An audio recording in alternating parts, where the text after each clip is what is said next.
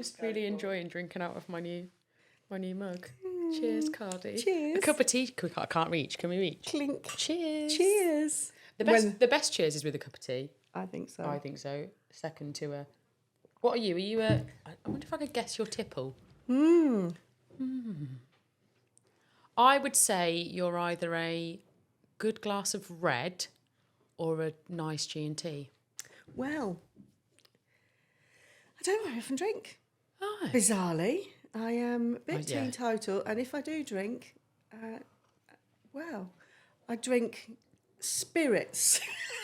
Just hard. I either don't drink or I go straight for this. I go in tequila. I go full tequila in a glass of water, please, or flaming sambuca. All or nothing kind of gal. No, I can't. I can't do some. I have very bad memories of sambuca. I think most people have, a spirit that they've been terribly sambuca, and what's the peach one? Oh, a bit of Archers. No, I kind of don't do in between. So I never drink. I never drink at home unless I've got people. Yeah. But wine gives me a headache. I'll have a little bottle of it. But all my friends are recovering alcoholics, so I just keep pace with them. Yeah. So my fridge is literally full of zero beer because I don't care, and I've almost always got to fetch a Ruby from somewhere. So, but the zero stuff's good. To be fair, isn't it? Can't tell the difference. Yeah, and so you don't have a horrible head in the morning. So yeah, I had a right sesh last night. I had 10 0 beers, feeling great. I'm a bit of a goody two shoes these days. Yeah, but and also I can't be doing with the hangover. But if I was going to drink, I'd rather have something little and ferocious. Yes, like get me the absinthe. Yes. Bust out a Cointreau on the rocks. Oh, Cointreau and cranberry, delicious. Oh, that sounds good. Yeah. I'm similar. As I've got older and more into adulthood, I drink a lot less. But I'm at a point where I'm sort of like, for the amount I do drink, why do I bother? Yeah. Like it's sort of, because even just for I'm really precious about how much sleep I get. Yeah. I'm quite into my fitness and my well-being, and I know what works for me. And even if I just have one glass of wine, I don't sleep well. Yeah. Or as well. So I'm just what's the point for one? Wine gives me a headache often the same night, so I've kind of. Oh no, don't. But bother then. But spirits and a glass of water, that would be my poison of choice. But actually, I now don't much like the feeling. The drunkenness. Either. No, I'm just boring old git. And also, a good friend of mine said when I was in my 20s, and this was actually relating to wholesale drug taking, not drinking, they said, you're weird enough without it. And I've stuck with that. I don't feel the peer pressure. Whereas some people really do need it. Yeah. To just loosen up. And I don't really feel like that. So I'm kind of my own kind of rebellion is just not. And I'm not crusading about it or anything like that. I'm just not asked. Yeah. There you go. Welcome to the Tipples of Choice podcast. Thank you for coming back. That's all right. But I trust you. Yeah. Scary times. I need to, at some point today, I'll read you the poem. Yes. I'll read you the poem. God, I still haven't read the poem. I'll do it now. Go on then. Before we get stuck in, I'll do it. So I wrote Kardi a poem in about 5 minutes flat, apologising for the fact that I was going to have to invite her back for a second interview on the pod. And Delia was like, you're not going to be able to write a poem that quick. I said, well, it probably won't be a very good one, but I'm going to have a go. Kardi didn't even notice. I didn't even notice it was a poem. She didn't even notice it was a poem. So here we go, live on air. I'm going to read it to you. I'm a bit nervous because if you think it's rubbish, I don't know what I'm going to do. My career is hinging on this, Kardi. So there once was an agency that was starting a podcast. They filmed with Kardi Somerfield. Safe to say they had a blast. Upon editing said content, they noticed a glitch. After all that trouble, the recording had a hitch. One of the cameras, all shiny and new, produced sparkly footage of high quality. Phew. The other, however, a little older in its years, struggled to keep up with the content for your ears. A new camera was acquired, and nobody was fired. With our tail between our legs and our hands in our heads, we wondered if you'd join us for another podcast sesh. Whoop, whoop, whoop. Poetry. Oh. Yeah, and you didn't even notice. It's all right, I'm not bitter. No, I'm I can scarred. see that. And it's fine. I feel the error. I'll just slide my phone in there. Yeah. error of my ways. I enjoyed writing it though. But, well, I'm glad. And see, you didn't even have to go to that effort because here I am. You're here. Without any poetic inducement. I tried. I should have just said, Kardi, can you come Kardi, back? come back. We've fucked up. Yeah, exactly. Come back.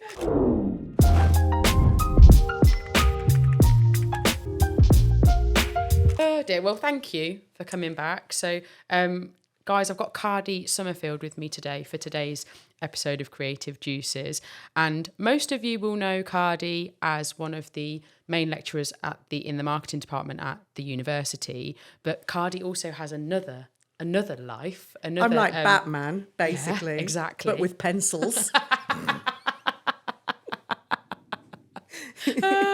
She is exactly that, because she is also the founder of Fridge Street. So we're going to probably segue between the two today. And Kardi, obviously, we've had this conversation before, so this is the second time you're with us. Try not to yawn if I say the same thing again. I mean, please don't yawn at the question. They're going to be similar questions. Okay.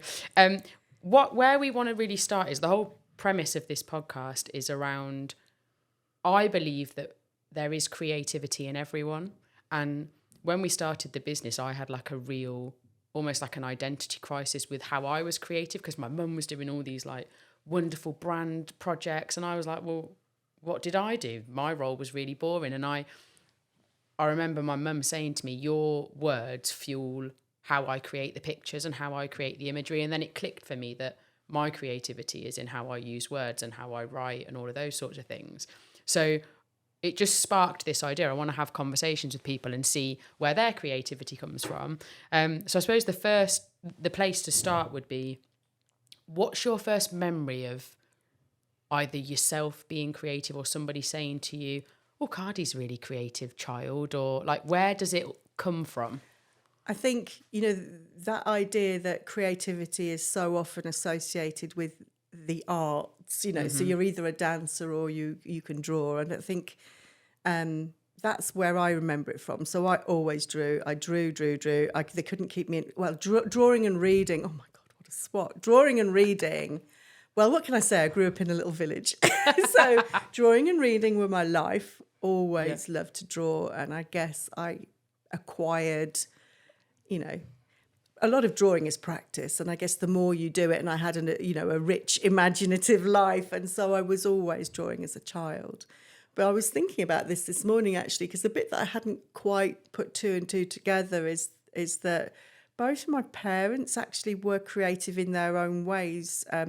So my mum was always at a night class. So she was really good with her hands. She was a calligrapher. She could make lace. She was a seamstress. So she was always great with her hands.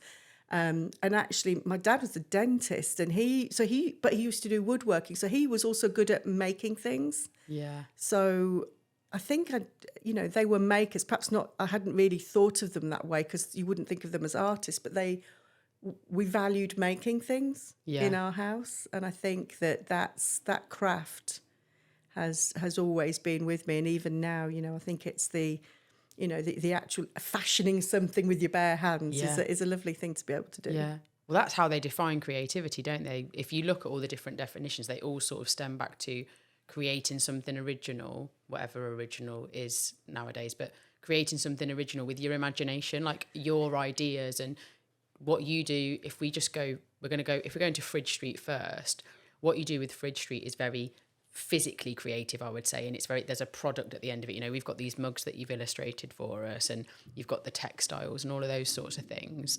And then you've got, as a lecturer, you are sparking the imagination of people. You're having to think creatively. So you're sort of sitting in both camps of being. I'm really comfortable with the idea of. So one of the, part of my job is I often have to help students be creative. Because being creative can be work.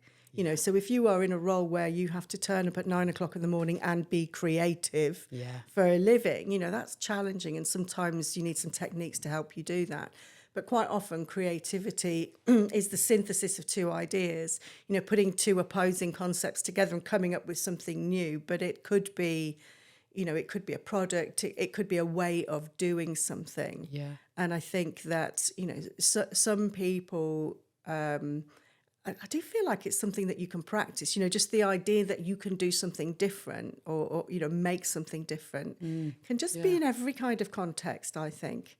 And then there are other people who are more, that also have a lot of value, which is they understand rules, they understand hierarchies. Yeah. And those people are great. I love having people in my team who are like that, because if everybody was like me, it would be insane, it would, because I know that I'm good at inspiring people, having an idea, getting super excited about it, focusing intensely on the creative process and doing it in crazy detail. But once I've done it, oh my God, I'm so bored with it. And I am, which is why Fridge Street is nothing short of a miracle, because I have sustained it it's the only thing I've ever done consistently, for a long time, because I just want to be on to the next thing. And you need both of those people. So creativity is precious, and I know it, and I'm so glad it's part of me. But I also really have a lot of time for the people who, have that sort of, discipline, the steady, the sort of, who can cope with the repetition and do it well, because that's not me. No, I'm, it's weird. I think I'm a blend of the two, but a lot of people who are, because I would say you're one of the people that I feel if you were a pencil, let's say, and Batman's pencil, Batman with pencils. If you were Batman with a pencil, or you were Batman's pencil, wow, and we cut you in half, creativity would just feed all the way through you. And my mum is very similar in this way, but I just think you're one of those people that can't turn it off. My mum would say, like, I can't turn it off. Everything I do, like my mum's house is like creative. Like at Christmas, it's like Santa's grotto, but really stylish. Like she can't turn it off. But I want to go back to something you said a minute ago about sometimes creativity can be work, and you spend a fair bit of time with the students sort of talking around how to actually produce that. And I can relate very heavily to that, because there have been lots of times in this role and previous roles where I've rocked up at work and thought, oh God, I've got to come up with that. Because you have to be creative to order as well. Because sometimes, so one of the things that I find personally a little difficult is if I have to do something creative and I'm just not feeling it for that project. So so for me, commissions are a double-edged sword. I'm always really flattered to be asked to do something. But if I'm not feeling it, oh my God, I put it off and put it off and put it off. And then, and I'm thinking that would take me like an hour. Just get to it, Kardi. And but if I'm not inspired, I find it really hard to even pick up the materials to do it. So, I one of the things that I really appreciate about, my business is that I pick and choose. I am in complete control, and I don't have to do anything. And luckily, because it's not how my mortgage gets paid, I don't have to do anything I don't want to do. And I really appreciate that. Yeah, it loosens it, doesn't it? Because if you've got it round you and there's pressure, and it was what paid the bills, that can stifles the creativity often, doesn't it? Before we go in, because I feel like we're going to go straight into like all the details, I just want to go back a step and give everyone some context, because your career, you've sort of done most things that marketers would maybe be looking at as options, particularly young marketers now. So you started in newspaper advertising, spent 11 years in an agency and worked your way up to quite a senior role there, then went actually back to client side and worked at what is now known as Virgin Collentry, but it was a Sporter at the time, wasn't it? And you were head of loyalty there, and now you're lecturing at the university full time, still in marketing, still in the same area, and you've got Fridge Street. So there's not much you haven't done in your career really, but just give us sort of I'm intrigued how you sort of went through the like newspaper advertising and then into agency, like that transition, because newspaper advertising to like people sort of my age who've come into marketing, we're like, wow, what was that like? Like, because it's not really. And when I tell you that it is horrific, I kind of have to stop myself, because it sounds like something that's in a black and white movie. Do you know what I mean? So Hot off the press. Well, literally on the phones all day with a physical newspaper and a scalpel, cutting out ads and ringing actual humans without scary. unsolicited cold calling, and with a cigarette. Yeah, I was going to say, where's the cigarette? Yeah, there's got to be a cigarette. With a literal cigarette in my Yeah. hand. I mean, it was like a million years ago, but I liken my career to a bit like, one of these computer games where to get to each level, you have to pick up a sword or a mallet, you have to acquire the skills. It's really like that. So newspaper advertising taught me, well, first of all, some interpersonal skills, because I had to go on the phones all day and I had to do admin.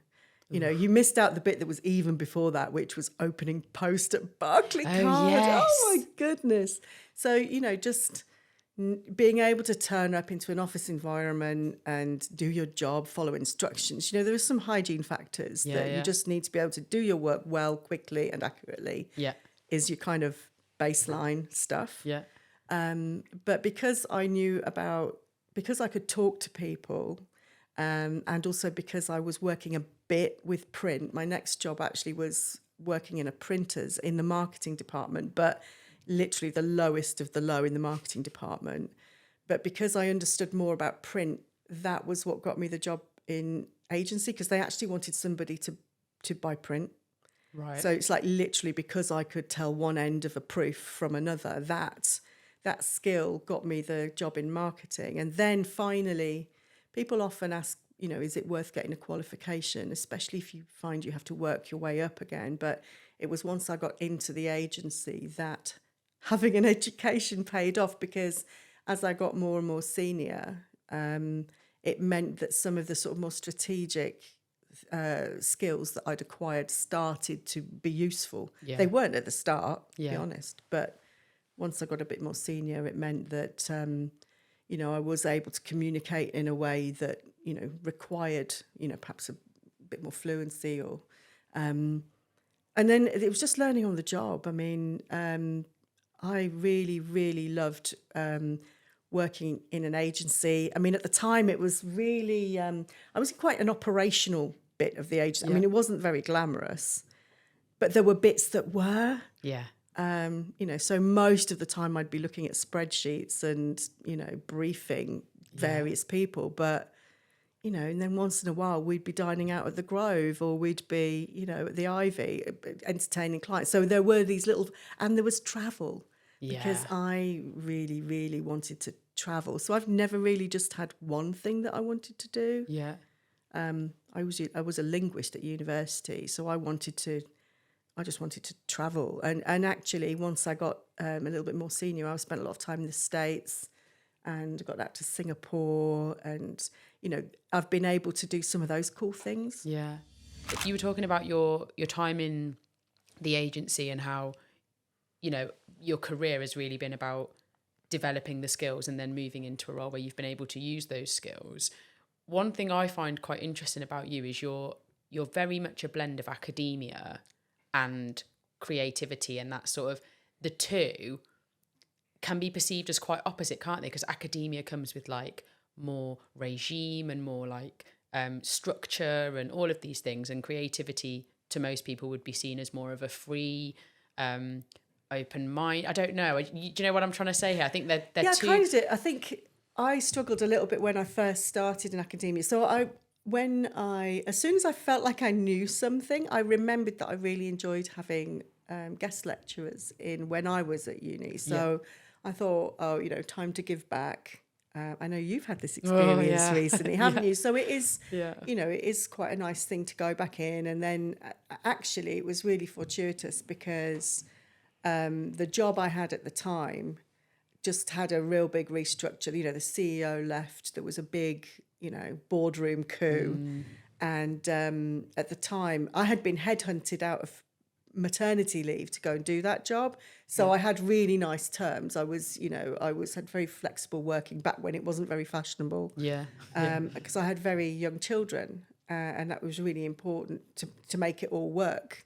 But then they had a change of personnel, and they were going to try and make me come into the office, in London frequently. And it was just, anyway. No, thank you.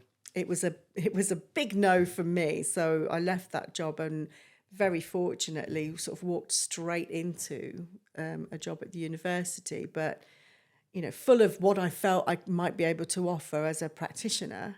And then I sort of came up. In fact, I should have figured it out from my interview. I can remember one of my then colleagues, he's since retired, still a friend.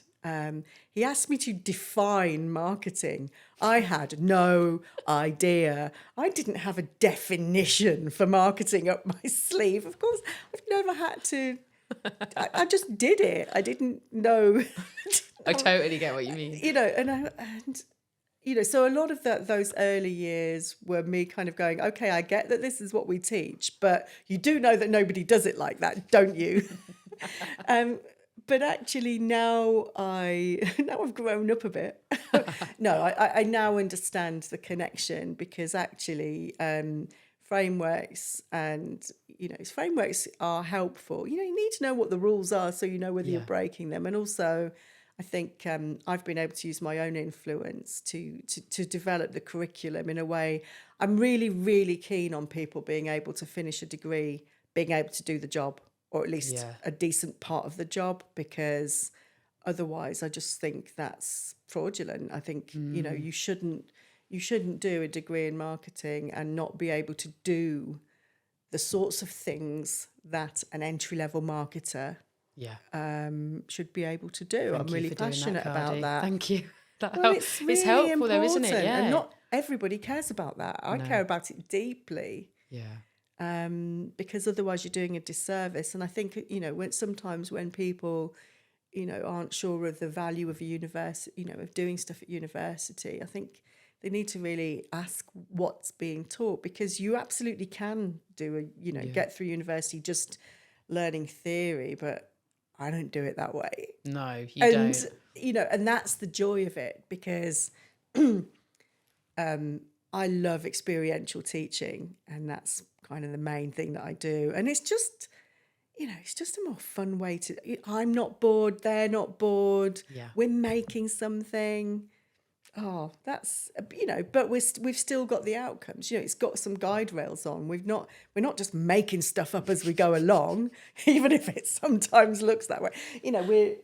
We've got an intent and a purpose. Yeah. But not all classes are like that, because if all of your classes were, hey, let's make. What are we going to make today? Well, last year we had filming a VR scenario, and we'd put a fireman in the river, and it was, it's like you can't have that be every day. Where's our fireman, Kardi? Not today, guys. Yeah, not this year, because actually what I learned from that is it's quite stressful putting people in the river. Yeah, I was going to say we have it. That's another podcast episode. How to get a fireman in a river. Segue there, but I want people to be excited about the industry, be able to do some of the things that, not all of the things, but some of the things they're going to need to be able to do, and be able to try and find out where they fit into the ecosystem. I mean, a big believer in luck and chance. I mean, I went into a really niche bit of marketing, which was loyalty programs. Yeah. So it's super specific, but I think there are loads of those niches in marketing. You can be a generalist, but you can also be, super specialist as well. And there are pros and cons to both. I think with what you do with the students, like I've met quite a few of your students now through various networking events, and we've had a few here for work experience.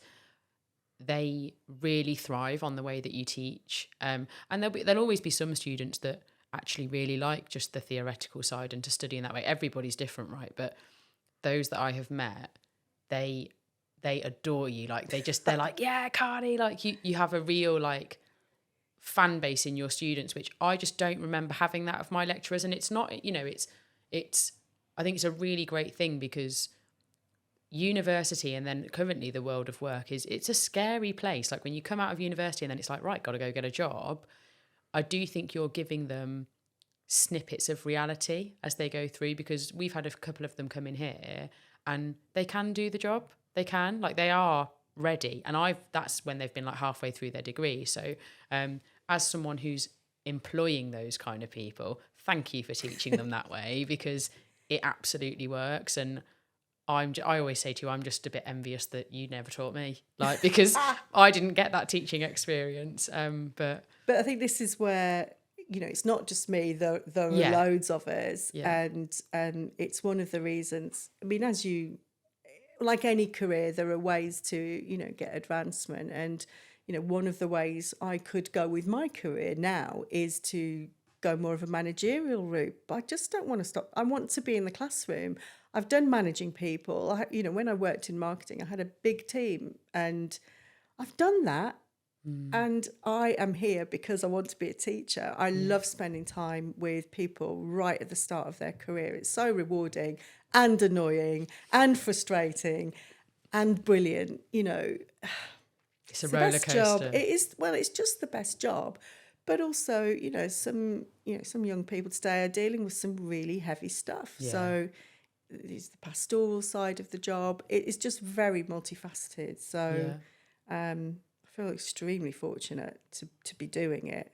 But I'm glad the ones that you've met felt that way. No, they do. They really do. And it's like you said about your career to date, the role that you're in is, you're teaching people. There's also the pastoral side of it. It is multifaceted, but you've accrued all of those skills along the way. And now you're doing a role that's right for all of the skills that you've got.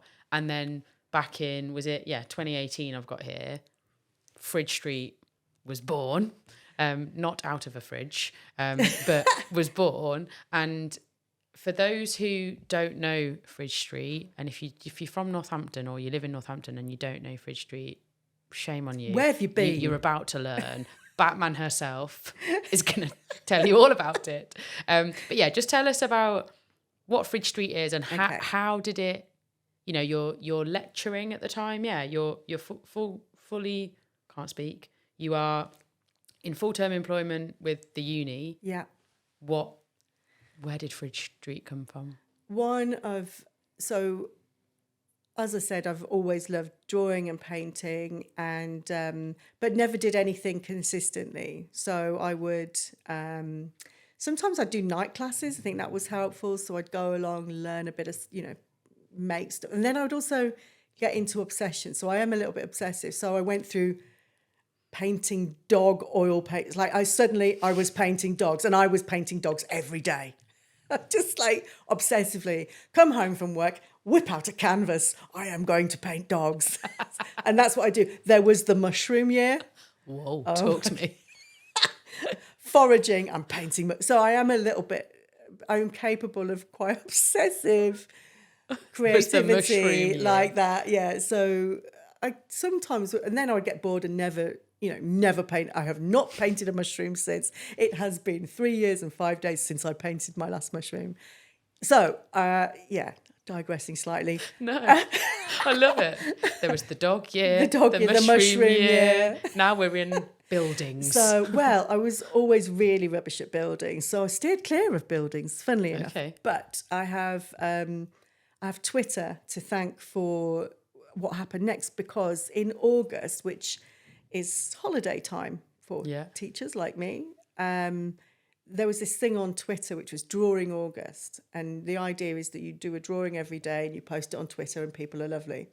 And at the time I was trying to figure Twitter out. I didn't really get it at the start, so it was really helpful. I was learning to sort of have a bit of an online community and be part of something online, but also it encouraged me to draw a lot. And I went on holiday with my lovely dad. We went to this town in the Czech Republic, and the great thing about drawing is if you're on holiday with an old person, Dad won't hear, he'll be like, an old person. Sorry, Kardi's dad. We could just sit in cafes, and he would sit there and, have his little coffee, and I would just sit there and draw, and we had the most wonderful time. Yeah. And so I was drawing these amazing rooftops. It was one of those cities that has those onion domes and amazing. Beautiful. But when we came home, it was still August. So I carried on drawing and drew Northampton. So this was my first foray. Yeah. And must do a shout out for Vintage Gooo, which is where I sell my stuff, because they were just starting up. This is a shop that's got loads of traders, and what was really significant actually for me was because people were starting to ask to buy my stuff. Yeah. And I didn't really have a way of selling it. So I thought I'd dabble. I thought I'd go for a £10 shelf. Love it. In the shop and just sell some of my prints. But one of my friends at work who teaches entrepreneurship, she said, you know, you should make these buildings as collectibles. Yeah. I thought it was an absolute bonkers idea. It was like, ridiculous. Who's going to collect my little drawings? So, but I thought I'd give it a go, and that's where the idea of building a street of buildings came from. And the name Fridge Street is kind of play on Bridge Street. It's just brilliant. I love it. But at the same time, there was something a bit more serious happening, which was that a lot of the big multiples were leaving Northampton town centre, and I was getting, this. They always say you should have a why in your business, and this is really where the why comes from, because of my marketing lecturer job. Sometimes I'm asked to do media stuff. They will ask for someone to comment on something that's happening. And what was happening locally was places like Marks and Spencer's and British Home Stores closing on the high street. So you could Google Death of the High Street and my face would come up because I was doing media around Death of the High Street. And what was upsetting to me was that I knew, partly through the shop that I was trading out of actually at the time, but also just through, I live and work in Northampton town centre. And I was thinking, I do not want to be giving the impression that there is, there's no reason to come into town and that everything's doom and gloom and everything's dead, when literally just out of shot, I can see people, entrepreneurs, small business owners doing their thing, that coffee shop, that independent retailer, that bakery. I don't want to be part of the Death of the High Street narrative. I want to be part of celebrating small businesses in particular. Yeah. So I started to turn my attention to actually drawing, not just the landmarks, but drawing the small businesses. And that's what I do. And I've just done my 350th one. And I literally have a waiting list all the time. Yeah. This morning I just did one of a food van. Yeah. I love, and it's the connection. So I'm going to tell you the story. So I did one of a restaurant, and it's somebody who I used to teach, and he asked me if I would draw his sister's business. And I love that. Yeah. I love that. It's the people. Yeah. And how it passes on, and also there's a real, I've admired Fridge Street from afar, and there was a period of time where I didn't know it was you. And I was like, oh, it's Kardi. And then it all sort of clicked together. But there's you drew the build. Am I right in thinking you'd drawn this building before we got the mugs? Or did we ask you? I don't remember. No, I'd drawn it already. Yeah. But there's a real sense of pride that comes with being a part of, although this building is multiple occupancy, our business is based here. And the fact that there's now a drawing. But that's the beauty of it. So it reminds me of, as a business model for a minute. Yeah, yeah. It's a bit so as a business model, it's not about the drawing. Yeah. Although I have managed to develop a style. They're a lot better than they were at the start, if I'm honest. I've developed a style and it's quite distinctive because I always follow a particular process when I do the drawings. Yeah. And what's great news for me is that my hit rate is much better. Yeah. So they're right first time most of the time. Which is quite important to not have too many redos.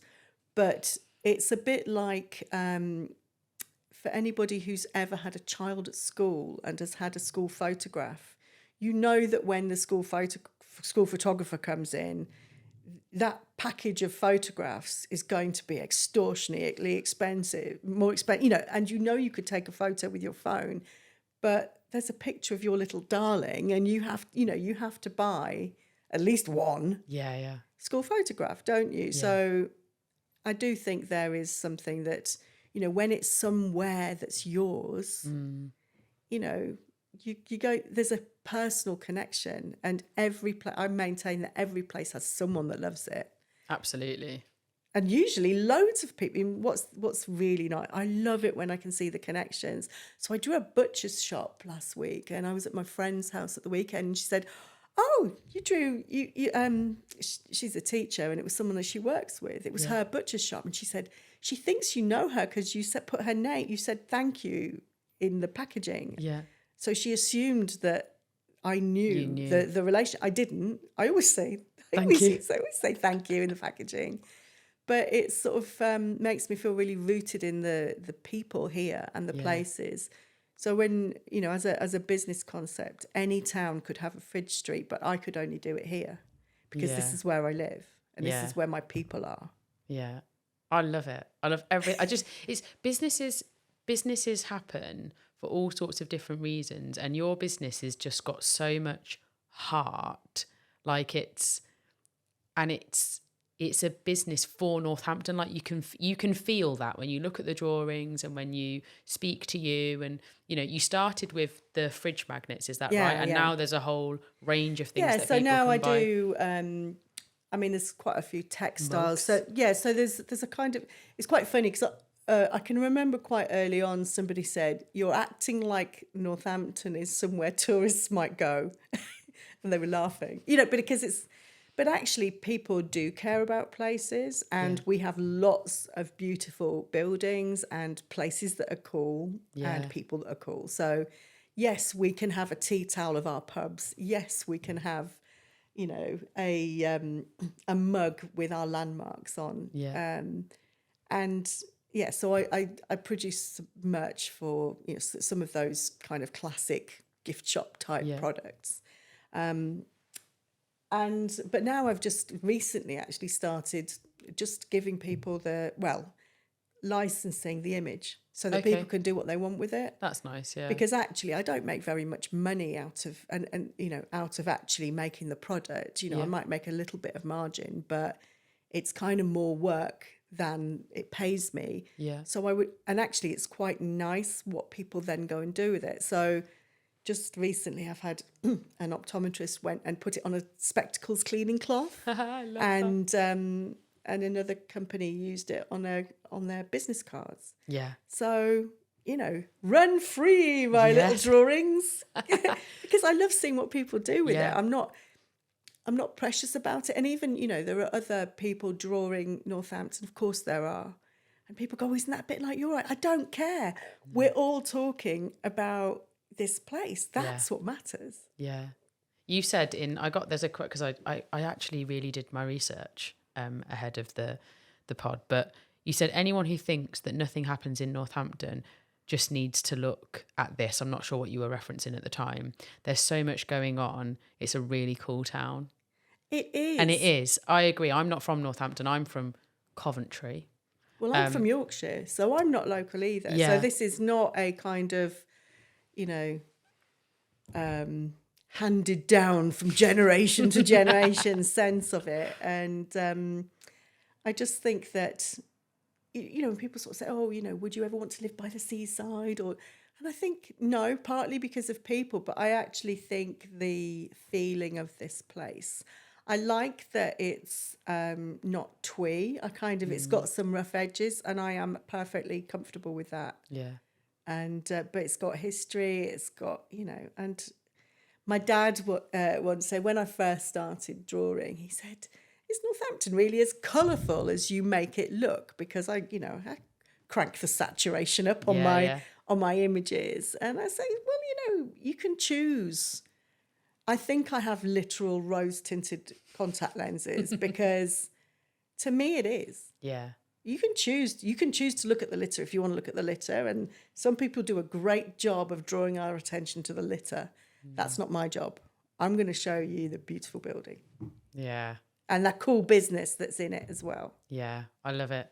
I can't say enough good things about Fridge Street. Now, last time you were here, you had your tools with you. Did I? Yeah, you bought your tools. Batman bought her kit. The pencils. She bought the pencils. But you did say earlier that you've honed the process quite heavily. So a lot of people, me being one of those people, I see a drawing, and my mum is very similar to you. My mum's an artist. Like, she can draw, she can paint.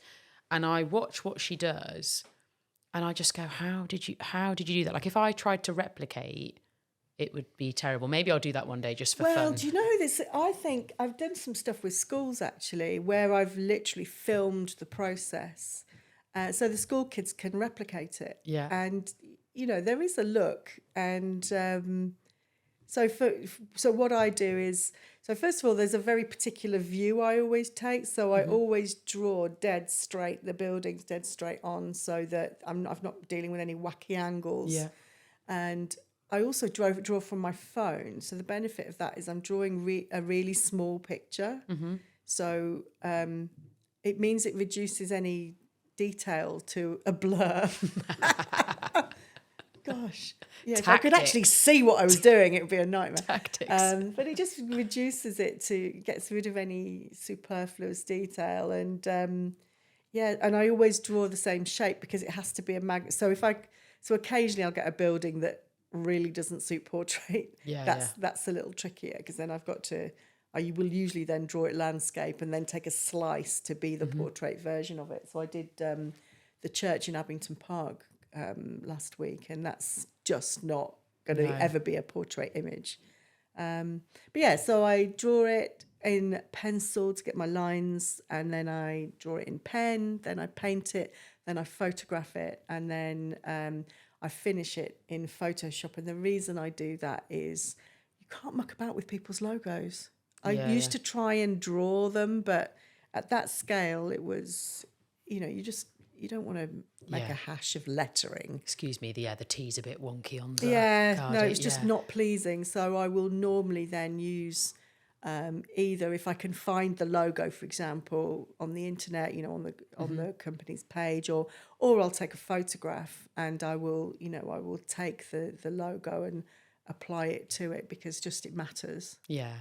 So people are precious about that stuff, aren't they? And like you say, one of the things that you're about is that feeling that people get when they see it as well. And what you don't want is, the logo's wonky. Love the drawing. Well, yeah, because especially if it was because this is a B2C thing and a B2B thing. So some people are buying that pub because it's, where they met their partner, or that school because it's where their kids go, or, some people are buying that. Other people, it's their business and they are, using it to gift. Yeah. And they're not going to do that if their logo's wrong. Yeah.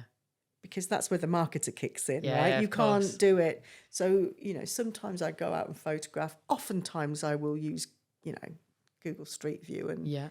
But you've got to check the dates, because some pubs I've painted 3 times because they keep on. It's like, will you decide what colour you're going to be?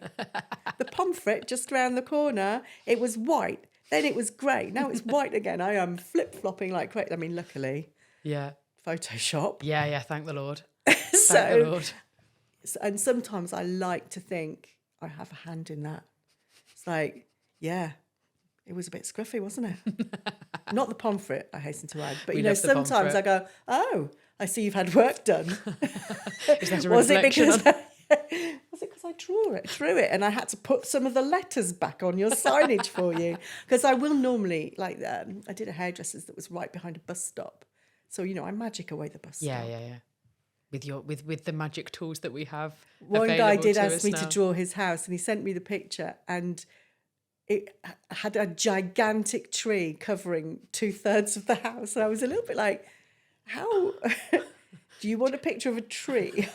With part of your house in the background. I have got magical powers, but sometimes I need to be able to see what I'm trying to draw.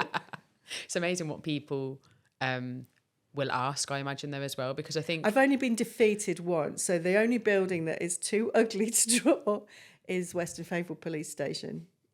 Fair. Because... Fair, it looked like a greenhouse. It was like just this corridor. I don't know if it's just the picture I had, but it was like a glass corridor. I mean, there's that saying, isn't there, in marketing, turd polishing. Yeah. It just couldn't be polished. I was defeated. I mean, you actually made Western Favell Shopping Centre actually look pretty cool, because I hate that building. But you made it look really cool, and you got to own it for what the building Do you know what I mean? And like you said, like, you know, people can choose to look at the litter. Your job is to make people look at the beautiful buildings and the variety. Well, I like doing modern buildings as well, because also I get annoyed by too much nostalgia. So a lot of times when people are proud of a place, they do this whole sort of harking back to the way things were. And I'm quite passionate about talking about what we've got now. Yeah. And, you know, sometimes a modern build, I mean, sometimes it's almost its rubbishness that I love.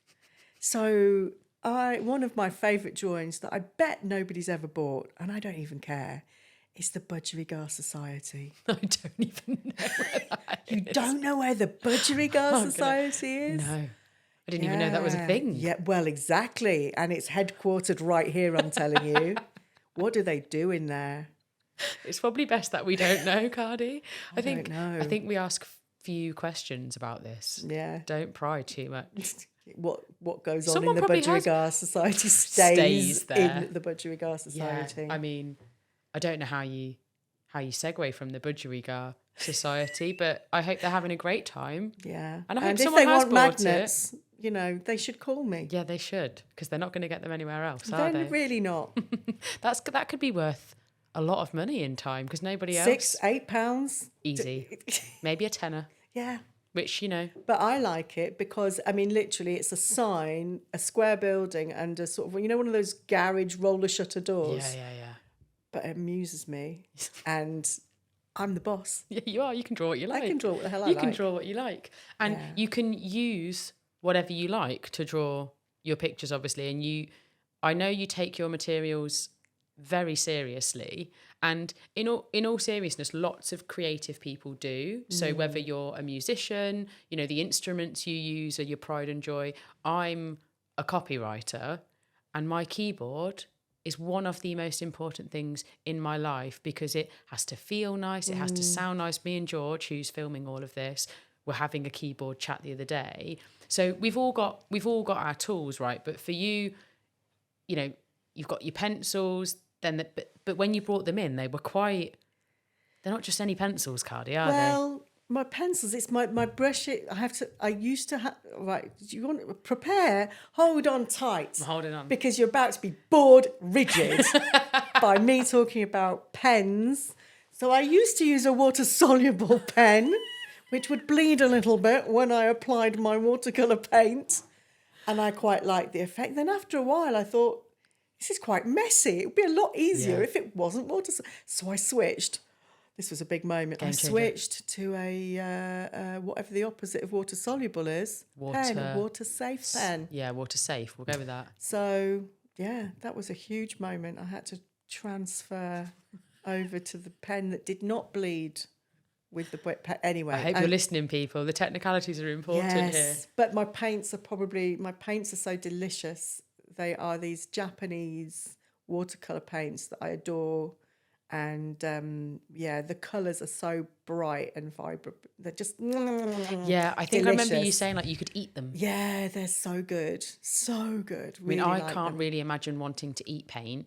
No. But that just goes to show that it's not my area It's not your bag. It's not my area of love. I love watching people draw and be creative in that way. It's just not a part of me. But the acquisition of materials is you know, I have my trusty. It's like I've been through so many different types of eraser, but now I've got the perfect one. You know, I've got a special stick. Whoa. For if I want to paint with it. You know, materials matter. And also I've recently realised that I can only draw. This is such a geeky thing. I can only really be happy drawing in one particular seat at my. So mine is literally a kitchen table business. I draw at my kitchen table. It's usually a Saturday morning. Can't really draw in the afternoon very well. And, you know, it's literally Saturday or Sunday morning at a specific spot. And that's my happy place. Yeah. It's like meditative. Yeah. I can imagine you, it's like a hyper focus, isn't it? When you love something that much, the time just goes like that. And I totally get what you're saying about like where you sit and where you do it, because, and the time as well is a big thing. I think for lots of people, one thing I've learned over my career is when I am at my best creatively, and for me, it's first thing in the morning. Yeah. Like the first few hours of my day are where my brain is at its most lubricated, let's say. Like I'm not, the writer's block doesn't come in. Like if I was to try and sit and write something at 3:00 in the afternoon, I know it's going to be hard work. So I have to do... too much of the day has crept into your brain by then. Yeah. So, you know, the chores, the other things that might, you know, you might do instead. Whereas the morning at the weekend for me is a really sort of, you know, pure time when, you know, the house is quiet because my teenagers are asleep and I can just really focus. And it's, I notice if I haven't had the chance to draw for a while, because sometimes, I mean, I think that's the thing with it being a business as well, is sometimes, you know, you have to, you know, do the restock. You have to, oh my goodness, it's year end, I've got to do the books, and, you know, you have to do those other things. But I really miss it if I don't get the chance to do some drawing. But I also still draw on holiday, a different kind of drawing. So that's like holiday drawing as opposed to Fridge Street drawing. And that is a different kind of creative process. And that I will do all day, every day, quite intensively. And that's a very liberating thing as well. But all of this, you know, I wasn't drawing really consistently until I started doing this. So... you know, I think if there's a lesson in it, really, it's that even if you're a creative person, you know, I spent 20 odd years of my career, my main drawing was trying to fight the boredom during meetings. And I'm an incorrigible doodler. So, you know, I've always drawn, but not always mostly not for a purpose. Yeah.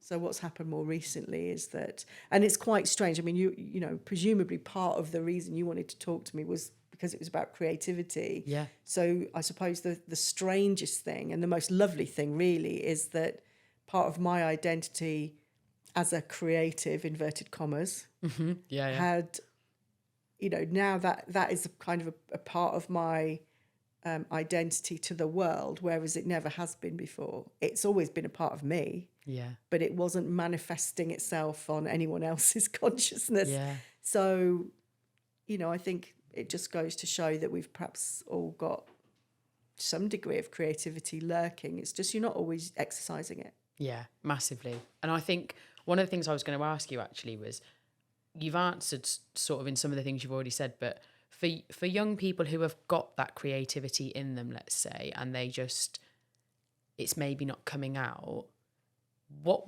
advice would you give to people in terms of how to hone your skill, how to practice the craft, how to make sure that you are, as you say, exercising it? Because it's like with anything, isn't it? If you don't use it, you lose it, they say.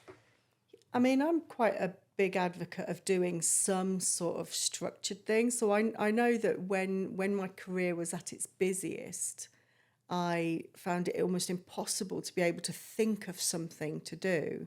So once a month I would go to this art club. And sometimes I would literally turn up and I would just grab my bag materials, and I would literally sit down with not a thought in my head. But it was just like a day where I would just make something with no preconceived planning or anything. I just carved out the time, but wasn't able to carve out the planning time. So I would just be. And I think if you can make some time, because the time is the worst bit, if you can make the time that is dedicated to it. So it could be something like I'm quite tempted by some of these online courses that, you know, because I think that you don't necessarily have to go and, you know, join a club to do this, but you do need to make the time. Yeah. I'm doing a creative writing course at the moment, actually. Yeah. Because one of my, it's a bit like, you know, like you say, we said at the beginning, creativity can feel like work. Yeah. Most of the copy and the things I write are for marketing purposes for obvious reasons. So I write a lot of social media copy, I write a lot of web copy, blog pieces, articles, and I've always, as a youngster, wrote little poems, little limericks about my family, little stories, and that part of me has just got lost through my career. And I'd really love to write a book, but a fictional book, really big challenge, like something that I'd have to really get my teeth stuck into. So I can completely relate to that, but I'm doing it online and just in my own time. But that just making time to be and just do it, I find quite scary. Like, I put a lot of pressure on myself to write something really good when actually you often have to produce quite a lot of crap Oh, yeah. before you get to the good stuff. But I think that's a really important lesson for people to learn in any creative field, is you have to go through the rubbish ideas. Yeah, definitely. I mean, so there was an art club that I found really helpful. And the reason I found it helpful was because there was some really people who were really good. There were these, and I loved how intergenerational it was. So there would be these old boys who could just do watercolours like you wouldn't believe. So if you have some level of competency, one of the things that I found isn't very helpful is sometimes you will find something like a night class, and if you're actually one of the more technically competent people there, you just spend the entire time with people going, oh, aren't you good? I can't even hold a pencil, me. And they're just annoying because, all right, it's a bit flattering, but you're not moving your skill on at all. Whereas the thing that I really loved was just being able to walk around a room at the end, and, you know, if the thing that I had made was a bit experimental and rubbish, it didn't really matter because I'd also seen somebody make something lovely. And I think just being in the presence of other people who can do something really well is real brain food. Yeah, definitely. But people shy away from it, I think, don't they? Because there's a lot of, like, people call it comparisonitis and, oh, look at what that person's doing over there. But when you're somebody who does create things, whether it's a drawing, whether it's a piece of writing, whether it's music or media, not everyone's going to like it. No. And I think I'd rather be in the company of people who can do it well, to be honest, and learn from them. I mean, obviously there's a bit of me that doesn't want to completely be an embarrassment, but I tend to find that I would rather be in that, you know, I'm going to learn more if I can see someone who does something well. But also the internet is fantastic. I mean, I quite like doing, I go through these phases. So sometimes it will be home interiors. So I'll go through a big, like, redecorating or building thing. Sometimes like upholstery. Oh my God, I've been down an upholstery rabbit hole. And I just love the way these days you can really learn so much. But just keep doing it. And I think making the time to do it, though, that's the thing. And experiment a bit, you know, because you know you're a wordsmith, right? I'm assuming that's your... it's words that you're working with. Yeah, it's just experimenting with how I use them. I think don't get too worried about monetization as well, because I think one of the things, you know, if I'm going through a macrame phase, or I think I must have some sort of thing that means I have to work with my hands all the time. So I'm either drawing or making stuff. And, you know, people go, oh, you could sell them. And, you know, the reality is that most of the time you can't cost effectively sell anything you made unless you are either really, really good at it or you're really quick. Yeah, or there's a good process behind you, like, and it's not too costly to make it, to sell it. And also just sometimes just for the joy of doing it. Yeah, exactly. Like, because like you said, it feeds your soul, it's mindful, it's escapism, it's all of those good things that actually we don't do enough of in modern society. And sometimes just, I've made it because I wanted to and I enjoyed making it. And I definitely don't do enough of that. I'm trying to learn to DJ at the moment. And But a lot of the joy is in the learning the process, don't you think? I really like knowing how. So I'm fascinated at the moment. I found this account that I follow of little tiny, like, mechanized puppets that you wind with a handle and they dance. There's this shrimp orchestra, and I really want to make this little shrimp orchestra because I want to know how to do that. I want to know how to make dancing shrimps. So I feel like that's the sort of thing that would be me gone for a weekend. Yeah. We'll be like, where's Kardi gone? Oh, she's just making her shrimp orchestra.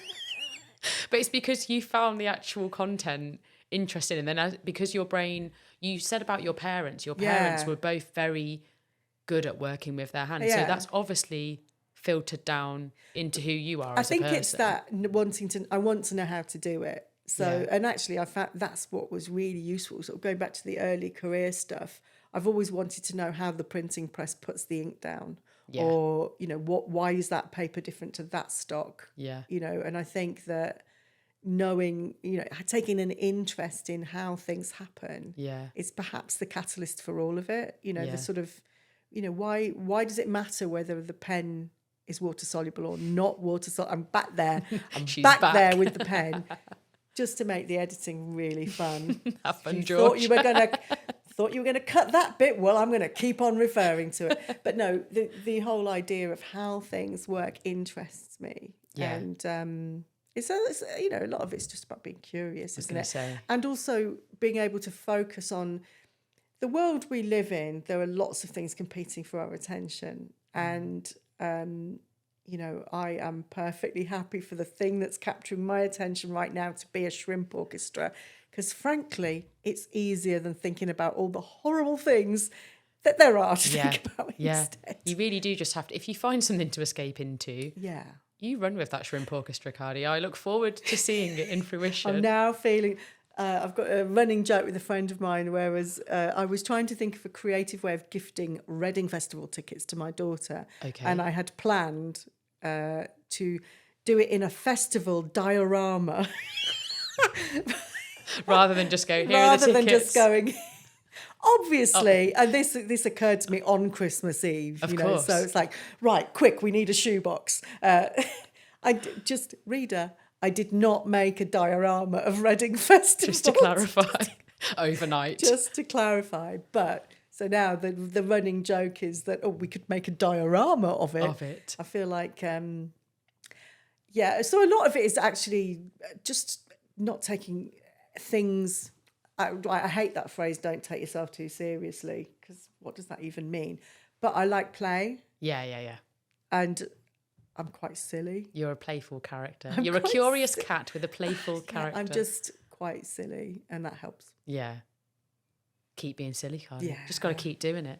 I'm going to ask you a few quick fire. Okay, go for it. Questions. And you're not allowed to ask me them back, because this is what people keep doing. Oh, really? And otherwise, I'm just going to keep repeating myself. Okay. So they're just for you, Kardi. Okay, just for me.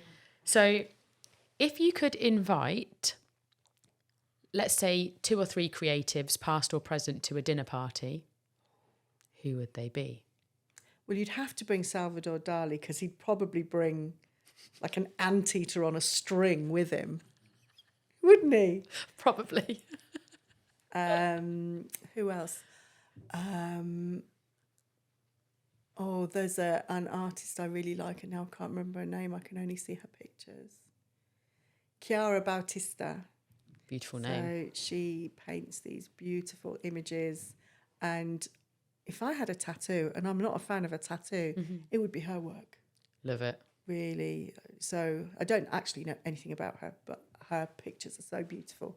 And just the chance to talk to her and eat with her. And yeah, I've probably got 2 Spanish speakers there, haven't I? So I'm probably going to You're going to have to learn Spanish. Who else would I pick? Creative person. I'd probably just get Iggy Pop in or something. Just brilliant. I love it. What a table. Yes. Who wouldn't want to be at my party? I mean, can I come as well? I'll come and I'll be very quiet and well behaved. I'll just observe. Well, you won't get a word in. None of us will. No. It's just going to be Iggy Pop's cockatoo fighting with Dali's anteater. Chiara will just be in the corner rocking drawing because it's all too stressful. She'll be drawing your tattoo. You'll have a tattoo off that dinner party in her style. I mean, I don't know what her style is, but I'll look her up. Okay, this is a good one. If your work was edible, what would it taste like? I think we have to go Fridge Street on this. Okay. Ooh. Wow. It would taste of marzipan. Oh, yeah. Just would. Yeah. I mean, I'm not a fan of marzipan, but I am a fan of... Why are you agreeing then? Because I You're totally... your work would taste revolting, Kardi. You can't agree with that if you hate marzipan. No, I just totally get why you've said that. Why did you say marzipan? Well, kind of sweet, malleable, nutty. I don't know. It's just, I think it's quite a... I always think of marzipan, making things out of marzipan, like marzipan fruits. And it's like Play-Doh, right? Yeah. It's a playful food. Play-Doh food. Yeah. I love your drawings, but I wouldn't eat them if they were made of marzipan. Okay. Noted. We can draw the line That's there. that product development in the bin. I mean, do it for others. Do it for others. If you could choose a theme song for your life so far, what would it be? Now, I think this is an impossible question, but we ask it anyway. That's a horrible question. You're welcome. Oh, see, I just go straight to what are my favourite songs. I can't even think like. That's all right. How do you encapsulate what your life is? What is one of your favourite songs then? Top 3. Well, do you know my funeral song? Yeah, go for it. I love this sort of stuff because I just think you're not going to be like, I don't know what I would pick. Wherever You Will Go by The Calling is my funeral song. Oh, so lately, that one. Been wondering. That one. That's a good one. Yeah. Yeah, because you can imagine like I can imagine bring the house down. Yeah. You need that to be sung in like a power ballad. But also it's a little bit of a I'll be with you always. I'll be with you, but done with like vigour. Yeah. We'll definitely be a guitar band. Yeah. Something a little bit. Yeah. Well, I can't believe we've actually ended up discussing your funeral song, rather than what would be a theme song for your life. But hey, we've gone there. Will that do? Shrimp orchestras, Batman and her pencils. We've made Batman female. We've talked about your funeral song. We've talked about opening post as a job. Can't believe that was actually a job. But you should see how well I opened. I can imagine. My post was immaculate. You were a post opening machine. I was the queen of the post room. And on that note, she's no longer the queen of the post room, but she is the queen of Fridge Street. Yes. The queen of marketing lecturing, in my humble opinion. Well, thank you. And a fantastic podcast guest. Thank you, Kardi. Thank you. No, thank you. No, thank you. No, you hang up. No, you hang up. No, bye. Bye. Love you. Love you, bye. Oh, very good, Kardi. Very good.